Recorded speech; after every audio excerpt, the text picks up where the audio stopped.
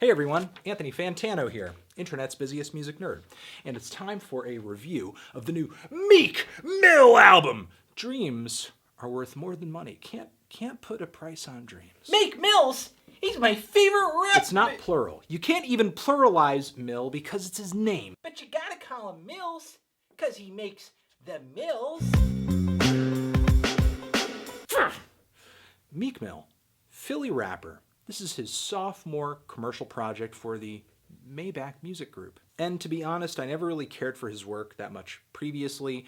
Didn't care for those Dream Chasers mixtapes, and his debut commercial album didn't really stop me in my tracks either, even though I did like the more hyped tracks that Meek had put onto that record. Regardless, I thought I would give this new project a try, and was pleasantly surprised. In a sense, I kind of got what I expected from this thing. I mean, I got a series of just trap-flavored, trap-inspired instrumentals with those rattling hi-hats, those really just crispy snares, the heavy sub-bass. And of course, on top of these instrumentals, Meek delivers a series of verses about crime, sex, money, violence, and the lavish lifestyle Mr. Meek Mill leads. There are a few instrumental surprises in the track listing here, like on the Bangladesh beat, which backs the song Classic, which has this just booming, choppy drum beat, a weird, quirky piano line, and Meek just rides the groove of this track like a star. And his energy, his charisma on this track, combined with just how weird and just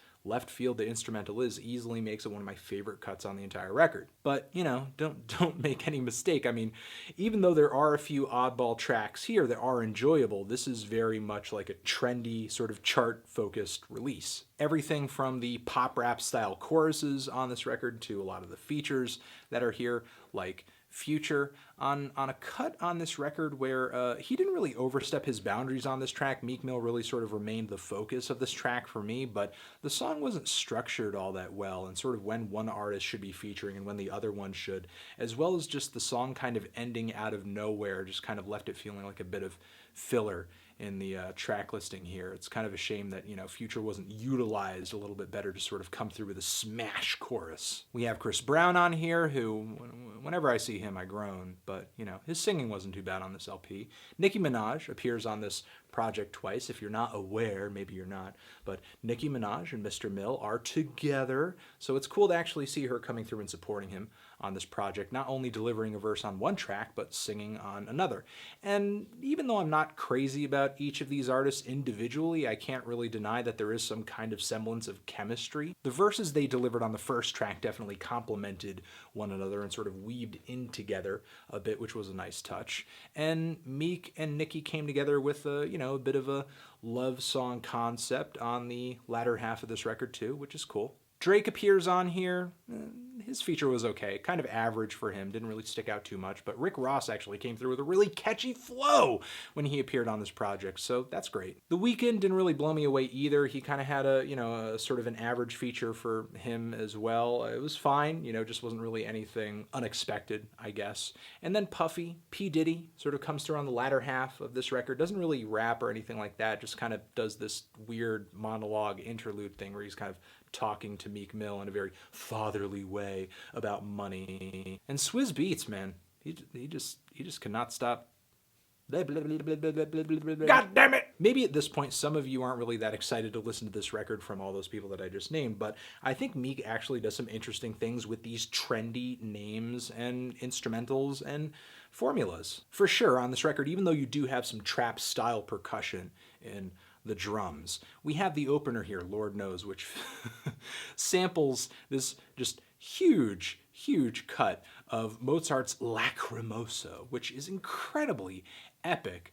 Something that, in theory, I would have thought was just a little too, I don't know, just presumptuous, or just like, oh wow, you really want to sound like, big with a classical sample, but it actually goes over really well. There's also the really awesome plucked strings on the song R.I.C.O, and the very smooth synth funk playing in the background on the song Stand Up, as well as the awesome gorgeous pianos on the closing track here, which create just this really emotional sound bed for the stuff that Meek is saying about just the way money and fame has kind of changed his friend and family dynamic at this point in his career. I guess what I'm trying to say is, while this record does seem familiar style-wise in terms of just the modern hip-hop soundscape, it's really extravagant. It's really pretty to listen to. There are even some tracks and instrumentals here that have kind of an eerie atmosphere surrounding them, like on the song I Got the Juice. It's very Trap Lordian. And what I also have to note on here, and a lot of Meek Mill fans already know about this, but I have to say that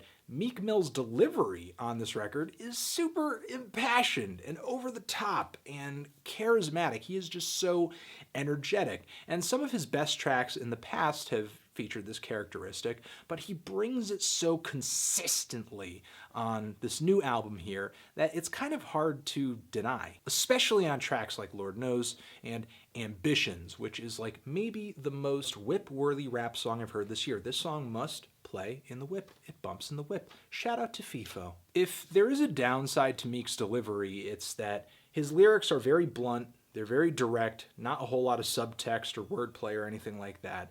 So after he's done rapping, he doesn't really leave you with too much to contemplate or kind of, munch on. And occasionally, there's a line here or there where it's a little questionable, sort of like on the song The Trillist, where in the midst of talking about all the money that he makes and spends, he refers to himself as the hungriest hippo. We kick shit, Liu Kang.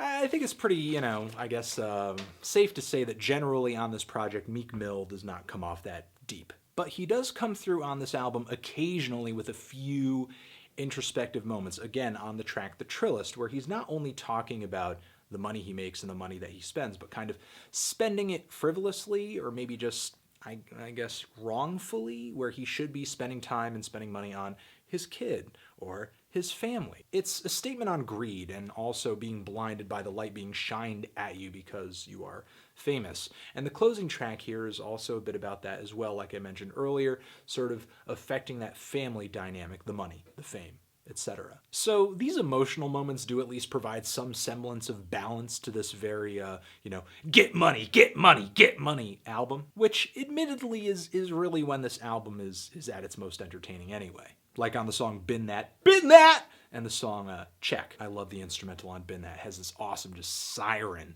synthesizer, very ear-grabbing, very loud and in your face, a lot like Meek Mill in general. Front to back, this is a pretty solid album. There wasn't really any one track I thought was like awful or horrible or anything like that. Just kind of a series of songs that just felt a little more, I guess, unoriginal than others. And again, there is kind of that track with Future, which just feels like a bit of a, an unorganized mess. There's also the really clumsily auto-tuned or like talk-boxed chorus on the song Stand Up that does not sound good at all.